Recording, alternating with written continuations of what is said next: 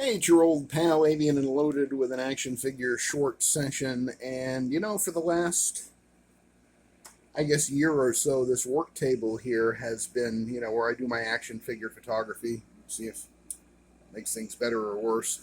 Um, this is sort of where the videos and the photos get shot. And then, I've got my 12-inch Marvel Legends from about a decade ago. I don't have the whole set, but I got a few that I adore, and they are unopened, awaiting a time when I have enough space to really make it worth opening them. We'll see if that happens in this lifetime. But anyway, this work table here has been mostly sort of a kit bash laboratory, and I think now that it is transitioning, because these are either all doubles, or you have my factions like the Mad Scientists and the Tracksuit Mafia and the Pinstripe Boys here, and the Gray Agency over here.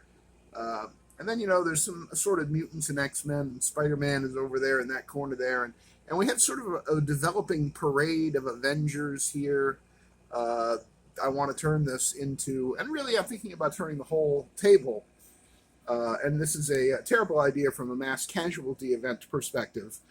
But turning the whole table into kind of a dedicated display space that will then have a small portion of it that will be sort of the Kit Bash laboratory. And by Kit Bash laboratory, I just mean that I'll take a figure, like an Everett Ross suited body here. And apologies for the poor lighting. Oh, look at that. I don't know how that happened. I guess the phone heard the term poor lighting. But the Everett Ross body, I've got a ton of these. I bought them, a whole bunch of them when they were $5 at Ollie's. And, I had them sitting on the table, and one day I was going through my fodder bin, and I found a whole bunch of my MCU Red Skull heads that were left over from the Hydra Troopers that I built, because they came with both a Red Skull head and the Hydra Trooper heads. And I'm like, you know what? That would make like a good modern Red Skull mask. And because the MCU figures scale smaller, well, this is an MCU figure, the Everett Ross body, and I think that works pretty well. I think that looks pretty good for kind of a modern take on the Red Skull, or at least semi-modern kind of Ed Brubaker era kind of thing. And then you got your Legion here. These two guys in the blue tattered jumpsuits. These were both Legion, Professor Xavier's son. With the crazy Bill Sienkiewicz hair, and I love Bill Sienkiewicz, but I really didn't love the figure's head and head sculpt. But, there's something to be said for a couple of guys in tattered jumpsuits. Are they on the run from the Ravencroft Institute? Who knows what their story is. But I look at them from time to time. I mean, right now I have a couple of Punisher heads on them because I kit bashed the bodies that those Punishers came on. But they sit there, and they're sort of in my peripheral vision, and every once in a while I think about, hey, what could I do with these figures? And so that's pretty much, I think, what the first sort of layer of this side of the work table will still be the Kit Bash laboratory. Right now it's sort of also functioning, this table, as my Captain America repository. I do have I'll show you the four other Captain Americas, my Marvel Legends Captain Americas. Let me magically transport us over to the main display area. Okay, so as you can see, it's a little dark in here. The sun has gone down, and the lighting isn't great, but you'll get the gist of it. I often refer to these shelves. This is my Fantastic Forever shelf, with sort of my theoretical headcanon multiversal Fantastic Four characters, on a mission of some kind, and that eventually I think will turn into some sort of display. This is my Spider-Man shelf with my Gray Agency Peter Parker representing the Parker Industries Peter Parker, and a kit-bashed Mary Jane with Jessica Jones body from the Netflix Man-Thing Build-A-Figure wave. Whole bunch of Spider-Man stuff on this shelf. Again, apologies about the lighting, but if you can zoom in or squint, maybe you'll be able to see everything okay. So that's the Spider-Man shelf. So we got Fantastic Forever, Spider-Man down here, and this shelf is what I refer to as my Bronze and Silver Age Marvel shelf, and that's a broad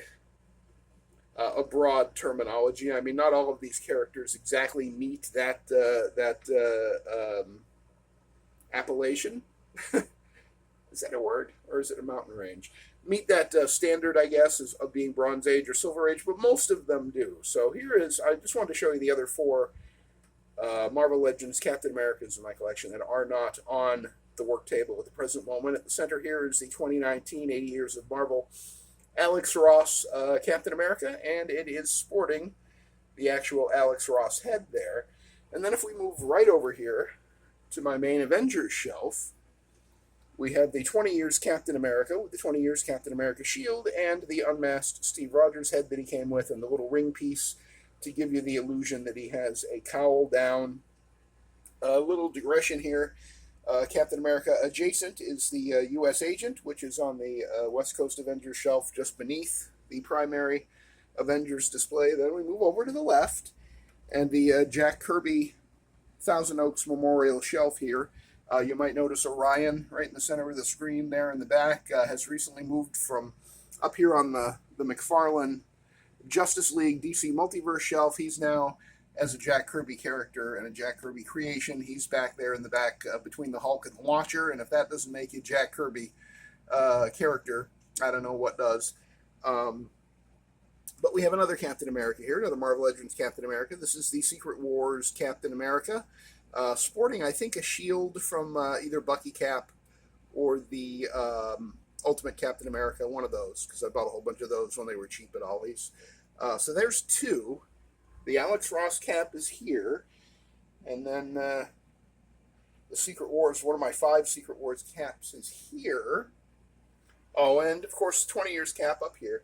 And then finally, in the Marvel vs. Capcom shelf, which I think you can see pretty well, the light's not too bad, it's a little grainy, but this is the one of my 2 Marvel vs. Capcom Gamerverse Captain Americas, and as you can see, these are not all from the Marvel vs. Capcom wave. Some of them I've fudged in, like the Maximum Hulk and the original Silver Samurai, which has a much better paint job than the one that came in the Marvel vs. Capcom wave. We've got a 97 Wolverine here from the animated series. Mega Man action going on there, and the Proton Cannon, or Photon Cannon, or Proton Cannon, right? Yeah, so that's the Marvel vs. Capcom shelf, and that is the 4th Captain America. And then also there's a couple down here at the 7-inch scale, my 2 Marvel Select 2024 Captain Americas, which I did a video about yesterday. So in all, in the main display area, we have 2 7-inch Captain Americas and 4 6-inch Captain Americas in this area. Okay, got that all straight? This is very important. There's going to be a test. Write it all down.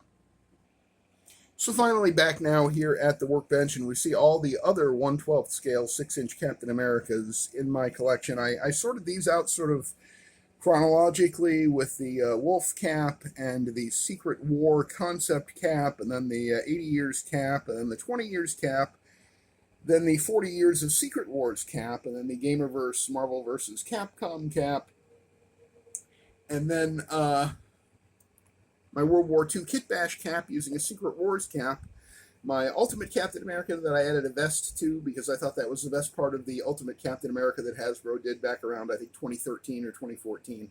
One of the last not good Captain Americas with the janky ball-jointed hips.